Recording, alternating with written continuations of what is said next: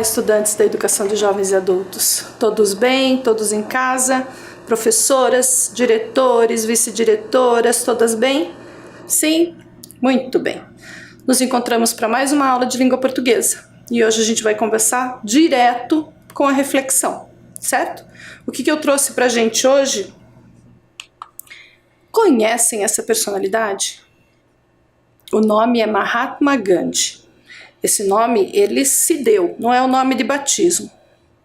Mahatma é o nome que é uma expressão que em hindu significa grande alma, né? Uma alma soberana, uma alma suprema.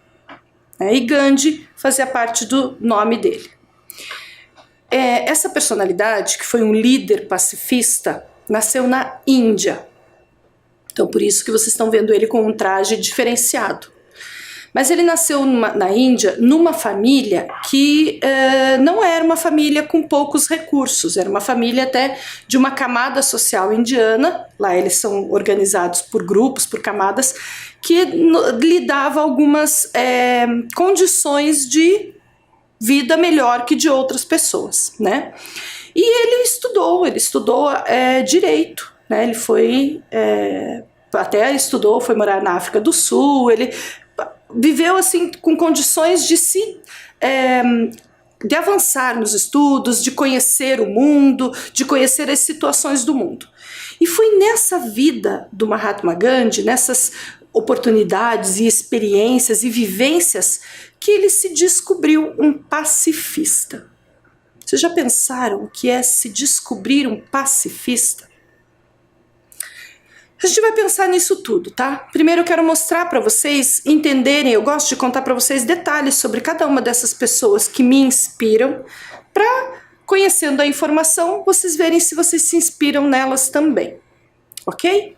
Como a gente tem falado muito nas fábulas sobre ensinamentos, sobre o comportamento social, como a sociedade é composta, como ela se configura, como ela age e como às vezes a moral é ditada com mais força, né, para que as pessoas possam pelo menos seguir alguma regra, eu achei que cabia a gente conhecer essa personalidade, essa figura. Então olha lá, ó. Quero trazer para vocês o mapa do mundo. Por que o mapa do mundo?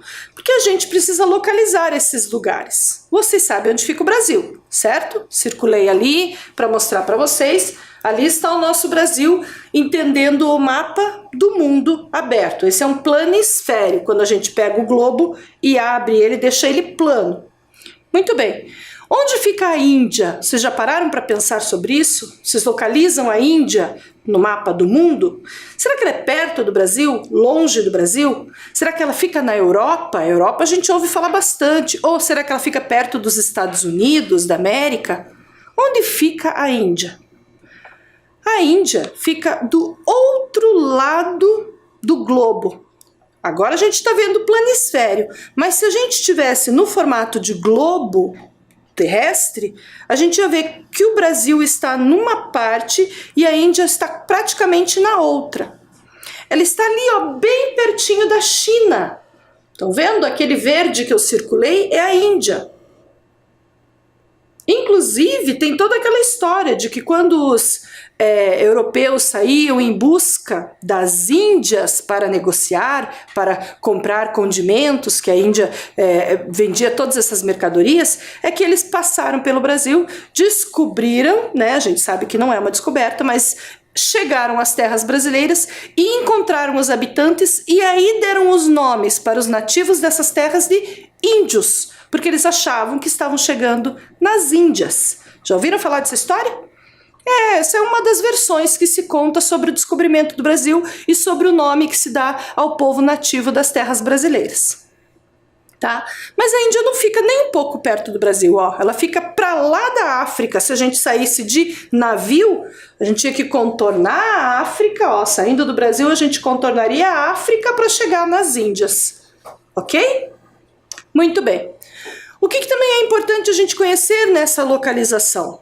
Lembra que eu falava para vocês que as primeiras fábulas que chegaram para o Esopo, elas vieram do Oriente? Muito bem. Olha ali, ó. Estão vendo uma linha pontilhada que eu delimitei ali? Essa linha pontilhada é uma linha imaginária, está no nosso mapa. Essa linha não está desenhada no chão, ela até tem pontos marcados em alguns lugares do mundo lá para saber onde ela passa, mas ela está desenhada no mapa. No mapa, essa linha recebe o nome de meridiano de Greenwich.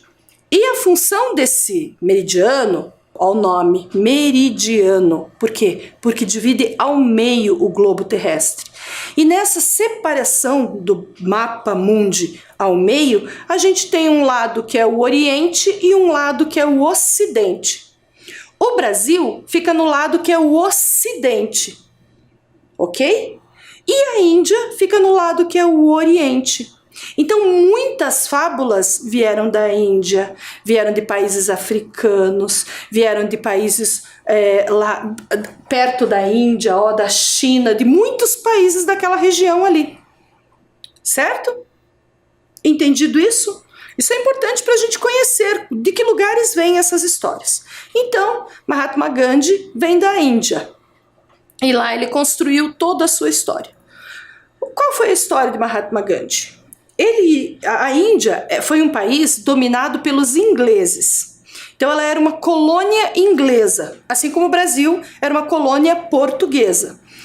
Os ingleses dominavam todo o comércio, ditavam as regras e os hindus, os indianos, os habitantes desse território, tinham então a sua religiosidade, sua cultura, seus costumes, conflitando com o que era imposto pela colônia inglesa, porque daí a colonização faz isso, né? A colonização dita as regras de como ela quer que funcione. Então, como a Inglaterra se intitulou dona da Índia, ela queria que a Índia funcionasse como a Inglaterra, certo?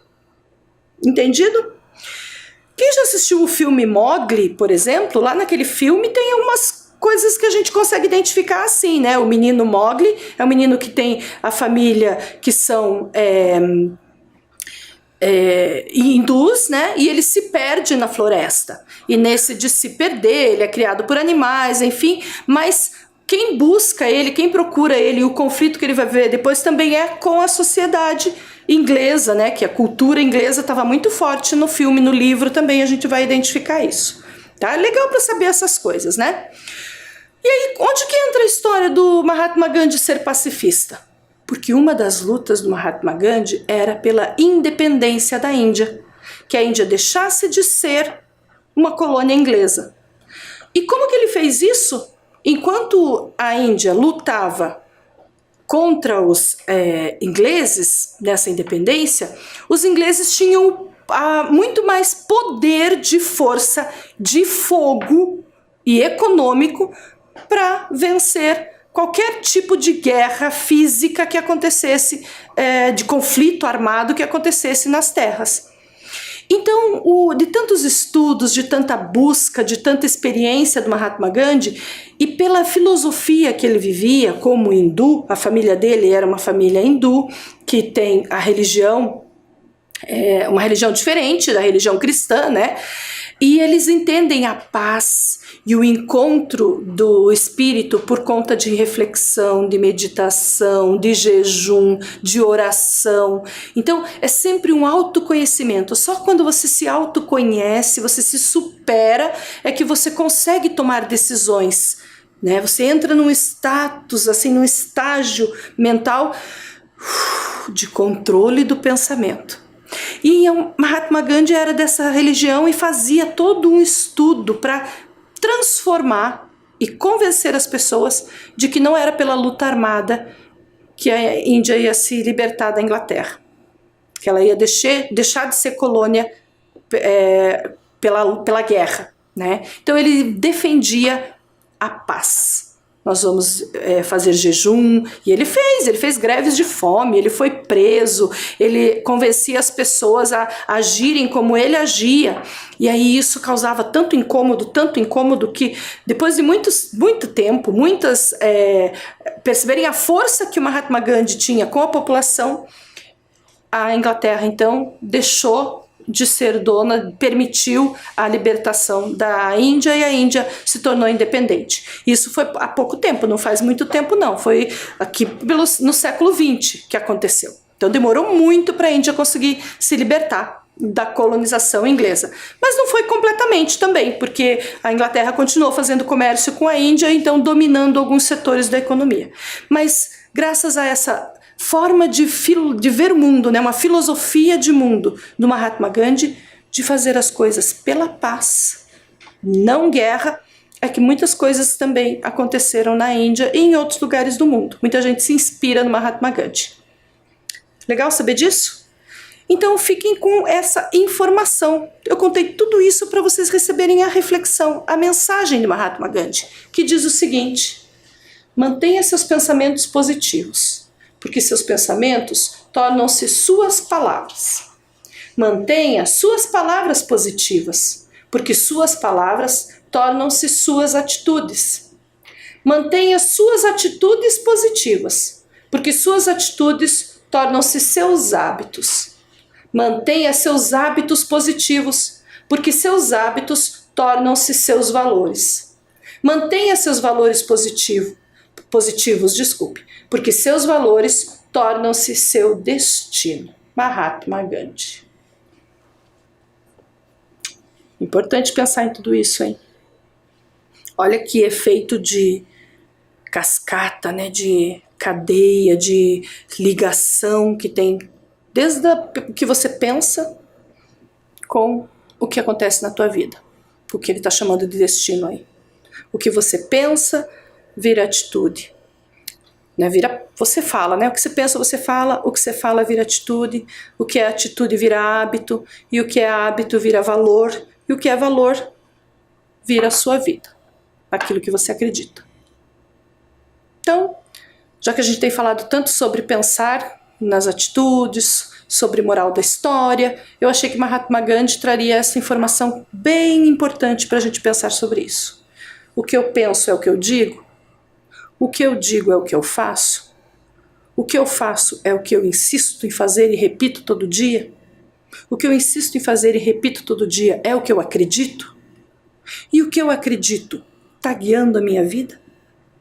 Tem que pensar nisso, sim. É sempre importante esse parar para se olhar, né? Um espelho para dentro, assim. Sempre bom, né? Muito bem. Com toda essa reflexão, continuamos entendendo sobre fábulas, certo? Estamos chegando nas nossas últimas aulas de fábulas. Hoje a gente conversa mais um pouquinho e nos nossos próximos 2 encontros, pelo menos eu acho que vão acontecer assim, a gente já vai estar pronto para a produção, certo?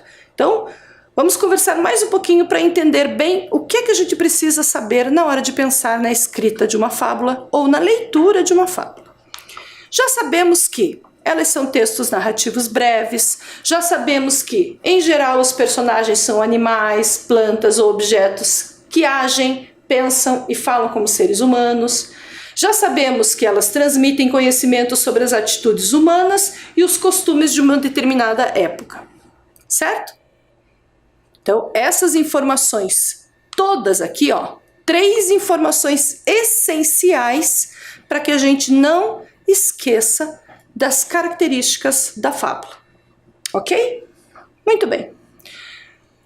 Também a gente precisa ter conhecimento de que quando a gente lê um texto, seja ele qualquer tipo de texto, a gente estabelece uma relação de diálogo, de conversa com o que eu leio e com o que está escrito ali por alguém. Essa conversa faz eu pensar, o que isso está querendo dizer para mim? O que essa informação, esse texto, o que isso está trazendo para mim? Isso é importante. Então, quando eu penso nisso olhando para as fábulas, quando eu penso nisso lendo as fábulas, eu também tenho que olhar, mas espera aí, essa fábula está querendo me dizer o quê? Quem dessa fábula está falando comigo? Certo? Então a informação que vocês têm ali é assim, ó. Quando lemos um texto, estabelecemos um tipo de conversa com ele. É como se o autor estivesse nos dizendo alguma coisa. Então vamos entender, quem que fala conosco quando a gente lê uma fábula? Com quem que a gente está dialogando? Ok? Muito bem. Para Para a gente entender isso, eu trouxe o exemplo desta fábula aqui. É uma fábula bem curtinha, que a gente vai conhecer e vai tentar tirar essas informações. Primeiro vamos ler toda a fábula, conhecer a história. Se vocês já conseguirem prestar atenção, vocês já vão descobrindo quem que está falando comigo aí, com quem que eu estou dialogando. A raposa e a sarça. Todo mundo conhece sarça? Sarça é uma planta espinhosa, né? Um arbusto de galhos duros e espinhento. Assim, meio seca, né? Meio ressecada, com poucas folhas verdes. Uma raposa ia atravessando um tapume quando escorregou e, estando a ponto de cair, agarrou-se a uma sarça para se salvar. Então, como a planta ensanguentasse e ferisse suas patas, disse-lhe a raposa: ai de mim, procurei a ti para salvar-me e tu me trataste de forma pior. Mas erraste, amiga, disse a sarça, querendo agarrar-te a mim, que tenho por costume agarrar todo mundo. Ok? A moral dessa história diz que, assim também, entre os homens, são tolos os que procuram a ajuda daqueles para os quais é mais natural fazer o mal. Aqui até bem pesada essa moral, né? Então, aqueles que sabem que aquilo ali faz mal, por que procura? Então, a moral da história é essa. A sarça disse: raposa, se você sabe que eu que agarro todo mundo porque eu tenho espinhos, eu já sou assim, a minha natureza é essa, por que você vai se agarrar em mim? Para os homens também, a lição é essa. Quem procura aqueles que já têm a natureza de fazer o mal, sabe que vai acontecer errado, né? Um tolo sabe que vai... É mais ou menos aquele ditado do diga-me com quem andas que te direi quem és, né? Você sabe o que vai acontecer, que consequências terão para você, se você busca aquele que prejudica. Essa é a ideia da fábula. Mas será que quando a gente leu a fábula e tirou a moral, a gente identificou com quem que a gente está conversando? Quem está dizendo o que pra gente? Vamos fazer esse olhar? Que vozes, vamos chamar de vozes, tá? Que vozes a fábula trouxe pra gente? O que você percebeu? Eu trouxe a fábula agora toda numa tela só. Vamos olhar lá? Uma raposa ia atravessando um tapume quando escorregou e, estando a ponto de cair, agarrou-se a uma sarça para se salvar. Então, como a planta ensanguentasse e ferisse suas patas, disse-lhe a raposa: ai de mim, procurei a ti para salvar-me e tu me trataste de forma pior. Já temos uma voz aí. De quem que é essa voz? Da raposa. Quando a raposa diz para a sarça o que está acontecendo com ela, a fala dela é uma voz. Também é fácil achar outra, porque a sarça responde: mas erraste, amiga, disse a sarça, querendo agarrar-te a mim, que tenho por costume agarrar todo mundo. A sarça, a planta, também é um personagem da história que está conversando com o leitor. Já identificamos duas vozes, a dos personagens, certo? Agora me digam, e todo o resto do texto, toda aquela parte que não está pintadinha, será que é a voz de alguém? Quem estaria dizendo uma raposa e atravessando um tapume? Quem está nos contando essa história? Muito bem, acertou quem usou a palavra narrador. É isso. Quem conta a narrativa é o narrador. E todo esse trecho, que não é a fala dos personagens, é a narrativa contada pelo narrador. A história contada pelo narrador. Sendo assim, nós temos o personagem e o narrador como as vozes que trazem a informação para nós do texto. Mas, professora Fabíola, vamos ver se eu acerto o pensamento de vocês. Mas, professora Fabíola, todo texto tem personagem e narrador? Não, não é todo texto. Quando a gente está lendo, por exemplo, um texto científico, não temos personagem e narrador, necessariamente. Quando a gente está lendo uma receita de bolo, por exemplo, não tem personagem e narrador. Quando a gente está lendo um gibi, uma história em quadrinhos, temos personagem e narrador. E ali os personagens estão desenhados e a conversa deles é bem fácil de enxergar porque está nos balões. Certo? Então alguns textos têm, e são geralmente os textos que contam histórias, que são chamados de textos narrativos, porque tem personagem e narrador, certo? Narram uma história que tem personagens e quem narra é o narrador, ok? Muito bem. Então a informação que a gente tem é que nas fábulas podemos encontrar as vozes do narrador e dos personagens. Às vezes pode ser um personagem só que também é narrador. Ele sozinho conta toda a história. Devagar a gente vai entendendo isso, ok? Como já é de costume, quando a gente sintetiza uma ideia, a gente registra. Então aqui a gente tem a nossa primeira informação da aula e nós vamos registrar. Caderno em mãos, lápis ou caneta, anotem essa informação, por favor. Um tempinho.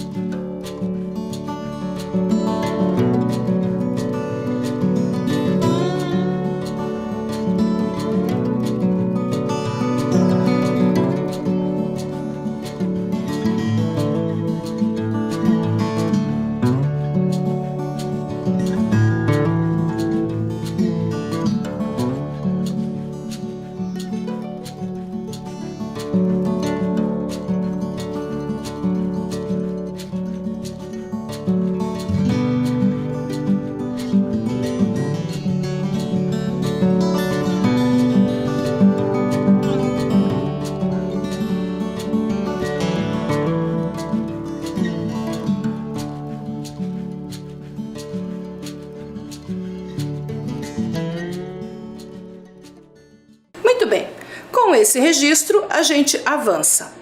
Vamos prestar atenção agora na leitura da fábula, porque agora eu quero mostrar outros elementos. É a mesma fábula, mas reparem, lá na fala da raposa e na fala da sarça, tem alguns símbolos que mostram essa fala. Vocês identificam? Olhem bem antes de eu mostrar. Vou mostrar.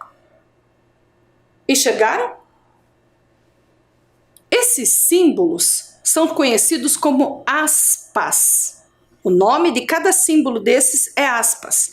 Inclusive, hoje em dia, é comum as pessoas, quando estão querendo dizer uma coisa que não é aquilo exatamente, que não está falando com o significado real da palavra, elas fazem o símbolo de aspas com o dedo. Já viram isso? Quando alguém diz assim, por exemplo, vamos ver... Nossa, eu não consigo pensar nenhum exemplo agora. Ah, você está usando máscaras? Estou. Na verdade, ela quis dizer que não estava usando. Foi um exemplo que me veio à mente, mas às vezes a gente tem essa mania. Esse desenho, ó, com o dedo, é como se eu riscasse aspas, aspas. 2 risquinhos, certo? Eles vêm na parte de cima da escrita, como vocês estão vendo na tela. Prestem bem atenção lá, ó. Ai de mim, procurei a ti para salvar-me e tu me trataste de forma pior. Viram que elas começam e terminam? As aspas marcam a fala do personagem. Ela é um sinal que pode ser usado com essa finalidade, marcar a fala de um personagem, certo?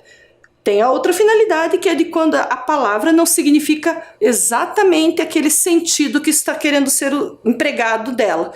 Mas a ideia de aspas, neste caso, é de diálogo, de fala, ok?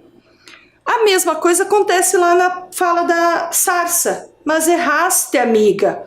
Abre aspas, fecha aspas. Vou mostrar para vocês bem certinho o espaço, ó. Só da fala da raposa, começa ali no ai e termina lá no pior. Só da fala da sarça, começa no mas e termina no amiga. Aí tem um espacinho e começa de novo. Querendo agarrar-te a mim, que tenho por costume agarrar todo mundo. Acaba em mundo. Identificaram? Quando a fala aparece no meio do texto, eu posso usar estas aspas. Lembrando que eu tenho que usar uma que abre e uma que fecha. Um par, né? Um par de aspas que abre, um par de aspas que fecha. Ok? Entendido? Então, temos aqui a informação do que são aspas. As aspas são aquelas duas marcações ali, ó. E elas têm a função de sinalizar as falas dos personagens. Ok? Muito bem. Mas será que a gente só tem essa informação, só este símbolo que marca a fala de um personagem? O que vocês acham? Vocês já leram algum texto com outro tipo de marcação? Eu vou trazer o exemplo e vocês vão me dizer. A mesma fábula e eu pus outro símbolo. Olhem lá. Procurem a fala dos personagens. Identificaram? Vou marcar. Sim? Nós temos agora aqui um tracinho. O nome técnico desse tracinho é travessão. Para que serve o travessão? A mesma coisa que as aspas, desculpe. As aspas marcam a fala. O travessão tem a mesma função, sinalizar a fala dos personagens. Mas ele não precisa de um que abre e um que fecha. Não, ele só precisa de um que abre. E ele não entra na mesma linha no texto. Não, ele tem que ganhar uma linha especial para ele. A fala do personagem vai para uma linha nova com travessão. Estão vendo ali, ó? Termina lá o primeiro parágrafo. Disse-lhe, : ai de mim, começou na outra linha. Procurei a ti para salvar-me, tu me trataste de forma pior. Mas erraste, amiga, começou na outra linha. Aí vocês vão dizer, mas professora, eu tô vendo ali, depois da palavra amiga, você pôs de novo o travessão. É mesmo. Bem onde diz, disse a sarça. Tem dois travessões no meio da frase, não estão no início. Sabe por quê? Porque ali não é a fala do personagem.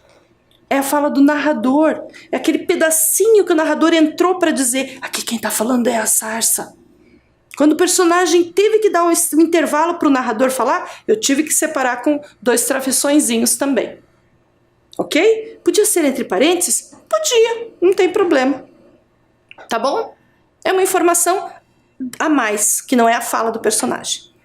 Então, o que a gente viu agora foram os travessões. No singular, travessão. Um travessão e dois travessões, ou quantos a gente usar.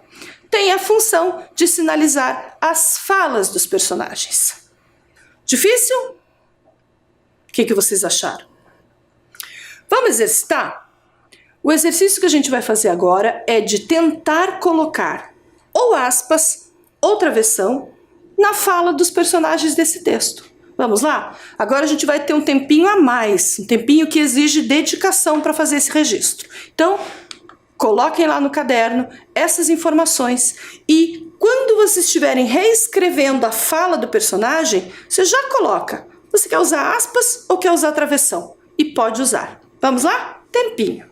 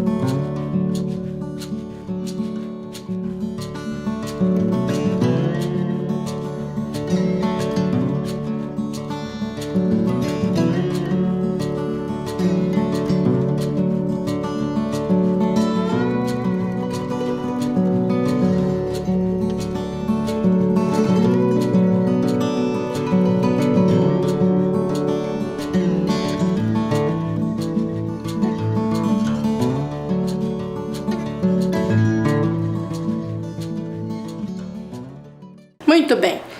O que vocês conseguiram aí? Deu certo?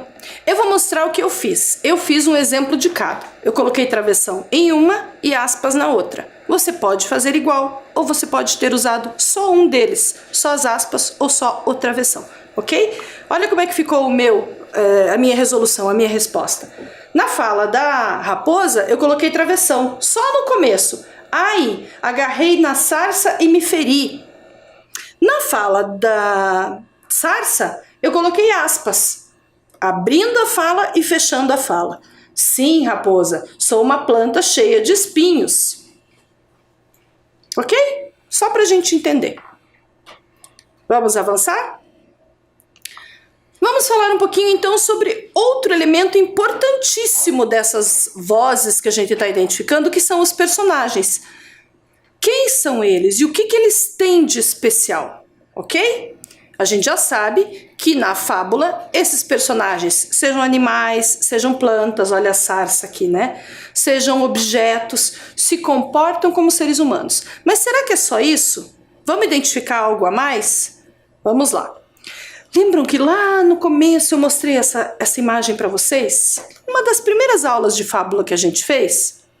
E aí eu disse, essa é minha fábula preferida, eu adoro essa fábula. Ela se chama Assembleia dos Ratos.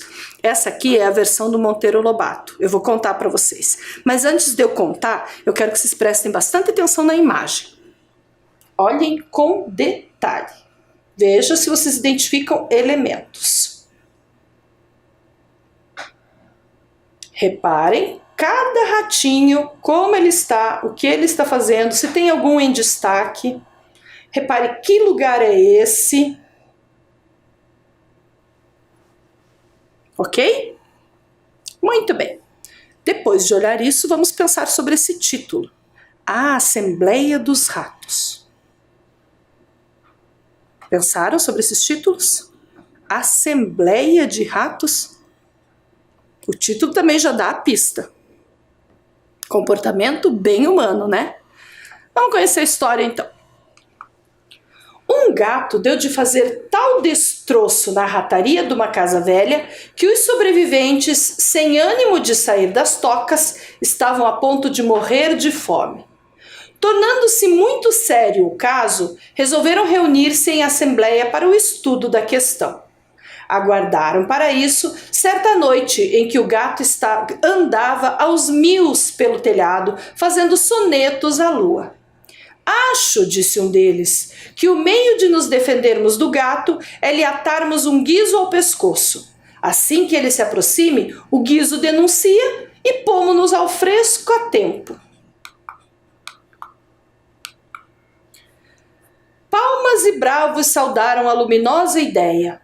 O projeto foi aprovado com delírio. Só votou contra um rato casmurro, que pediu a palavra e disse: está tudo muito direito, mas quem vai amarrar o guizo no pescoço do gato? Silêncio geral. Um desculpou-se por não saber dar nó, outro porque não era tolo, todos porque não tinham coragem. E a assembleia dissolveu-se no meio de geral consternação. Dizer é fácil, fazer é que são elas. Olha isso. O que você entendeu e identificou de toda essa história? O que você percebeu de toda essa informação? É possível que isso tenha acontecido de fato? Como é que o Monteiro Lobato, que intenção o Monteiro Lobato tinha? Como é que ele queria ensinar as pessoas com essa informação? O que ele trouxe de informação aí nesse comportamento dos animais? Pensaram? A moral da história já diz tudo, né? Dizer é fácil, fazer é que é difícil, fazer é que são elas. Muito bem. Para a gente pensar sobre esses personagens, vamos olhar essa listinha que eu trouxe aqui, ó. Qual dessas aí é atitude humana e qual é atitude animal? Pense, o que é característico do animal e o que é atitude característica do homem? Nós vamos usar as letras A de animal e H de humano, certo? Essas são as iniciais. Então vamos pensar. Gatos comem ratos. Isso é uma atitude A, de animal, ou H, de humano?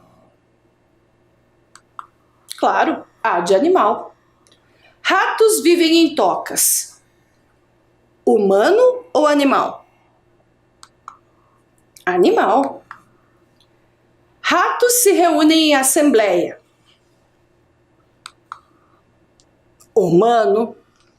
Gatos andam nos telhados. Animal. Gatos fazem sonetos. Sonetos são poemas, poemas com uma rima melodiosa, quase musical. Humano. Ratos têm ideias e fazem projetos. Humano, né? Ratos questionam. Humano. Ratos dão desculpas para não enfrentar problemas. Comportamento humano. Todas essas características apareceram ali na história. E era isso que eu queria mostrar para vocês.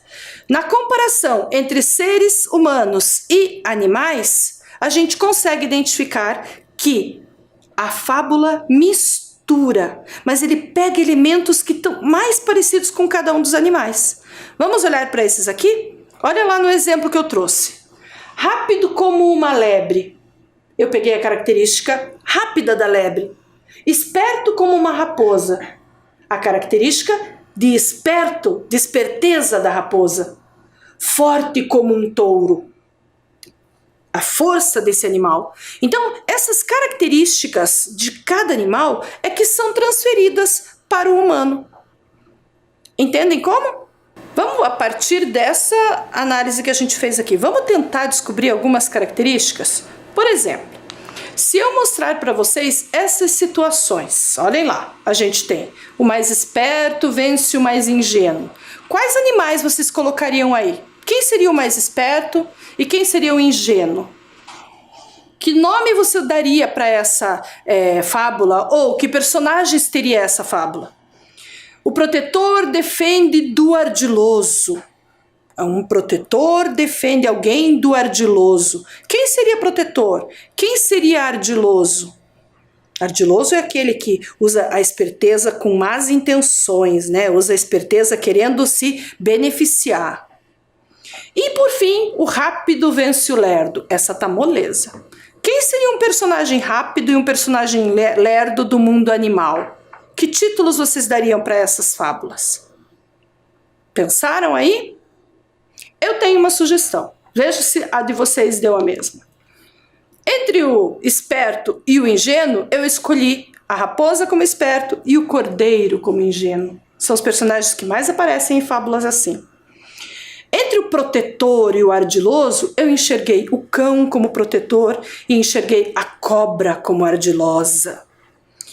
E entre o rápido e o lerdo, a tartaruga e a lebre, né? A tartaruga como a lerda, a lenta, e a lebre como a rápida. Esses personagens são quase que comuns nas nossas fábulas. A gente conhece muitas fábulas em que eles aparecem, inclusive fábulas que vêm do Oriente. Certo? Muito bem. A partir daí, a gente já começa a ter ideias. É ou não é? Eu já sei o que eu tenho que escrever numa fábula, eu já sei quais são os personagens, eu já sei que eu tenho que ter uma intenção, uma moral. Todos esses elementos é que nos ajudam a construir uma fábula tanto quanto a compreendê-la. Ok? E é com toda essa informação que a gente vai se preparando para uma próxima aula também pensar na produção de uma fábula. Quem já está se sentindo corajoso, vai tentando, ok? Ou lendo pelo menos.